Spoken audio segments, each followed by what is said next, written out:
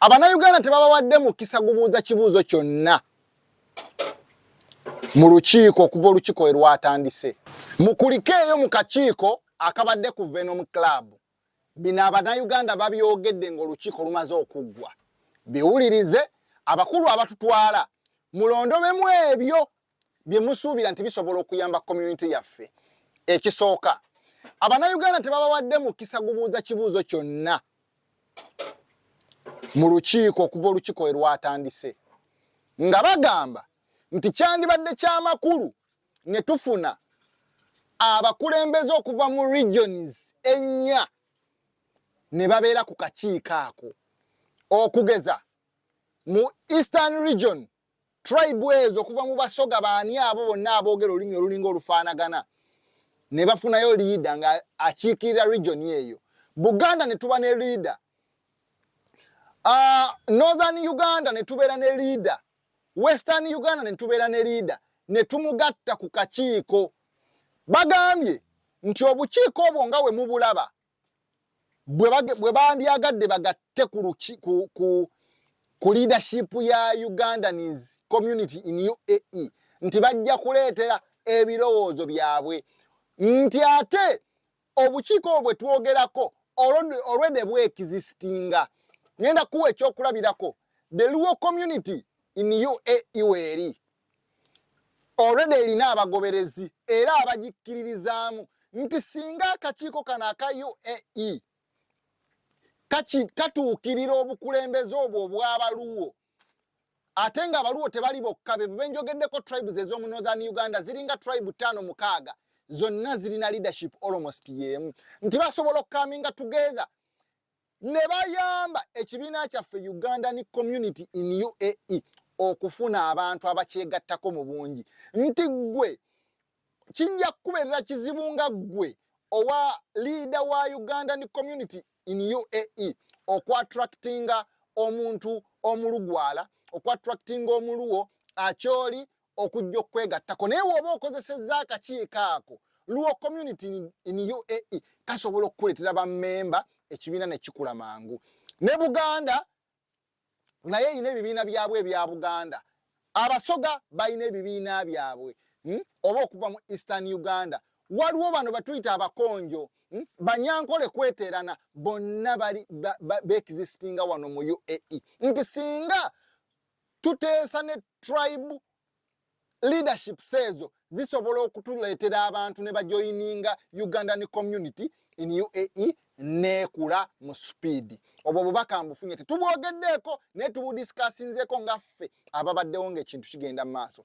Waliwo kyendabye ekirala Abannayuganda bakyemulugunyizaako ng'olukiiko luwedde. Bagamba ekisooka, ku agenda tekwabaddeko birowoozo byabo omuntu wa wansi.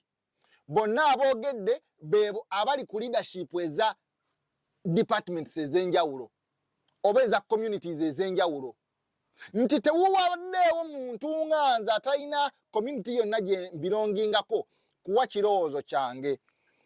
Era bagambye nti omulundi omulala oguddako tobuusa maaso bantu bazze kubeerawo mu lukiiko. At least buuza nti wabeeyo abantu nga 3-4 ababuuzaayo ekibuuzo ne we kiba kimu, kisobole okubeera nga kiyamba okubanga nabo bali inclusive mu debate ye yebaddewo. Okutwaliza wamu tweyanzeege, ebintu bigenze bulungi yadde era obuntu obumu tebubulamu, naye okutwaliza wamu generale ebintu bigenze bulungi. Omukulembeze bamulonze, omukulembeze bannange Mama Dubai ye njagala nkukyazeeko ku Rovini Media onyonyole ku bantu biki byewandirowoozezza by'oyinza okutandikirako nga gwe omukulembeze wa Dubai. Waliwo akalowoozo kano akalala kempulidde boogerako. Bagambye nti ekibiina kino yadde kitandise nga Ugandan community in UAE, naye kino ekibiina kya Dubai, era nga bagamba nti ne Emirates endala 7 ng'ogasseeko n'Aleyini nazo zigenda londa leadership. Kyesikakasa oba saawulidde bulungi nga bakyogerako, naye bwe kiba bwe kityo ekyo kijja tuyamba nnyo okucoordinatinga amaanyi okuba amangi.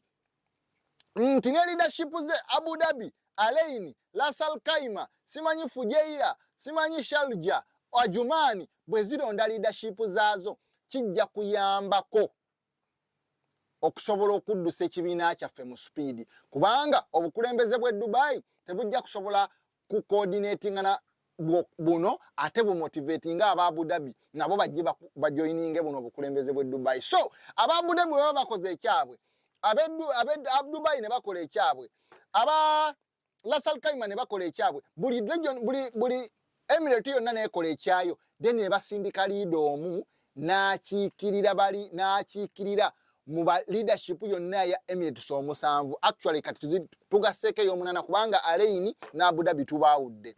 Abakulembeze 8 ne bajja ne babanga bakiikirirwa nga tubasindika batuteeseze. Kati mwaba abakulembeze 8 mwe tuba tulonda omukulembeze omu agenda okuba chairman waffe ow'okuntikko, oyo nga yagenda direct wabaawo ekyetaagisa mu government nga tukyetaaga obuyambi kuba si buli kimu tusobola okyetuusaako. Yes, tetwagala buyambi by the way, naye wabaawo obuyambi obutali bwa ssente nga bwetaagisako stamp ya UAE embassy, obwo bwe buyambi bwe twetaagako. Nsanyuse omuwabuzi bwavuddeyo n'agamba nti bannange kino ekibiina tetukitandise okubeera basabirizi. Omwami Haji Mpombo akyogeddeko n'akitaanya bulungi. Yes, mwe mwenna abakulembeze abatukiikirira ekyo mukiteeke mu mitwe gyammwe ddala nti kino ekibiina tekigenda kubeera kisabi kya buyambi. Era kinnyonnyodde bulungi nga tetwagala kulaba abakulembeze baffe nga balina ebbalamu minisita nga azze wano. Simanyi zino conference zibeerawo, simanyi bayise baani nga tulaba leader waffe w'akakiiko kaffe ate mbw agenza otwogerera eri simanyi asaba buyambi, simanyi agwa ku ttaka.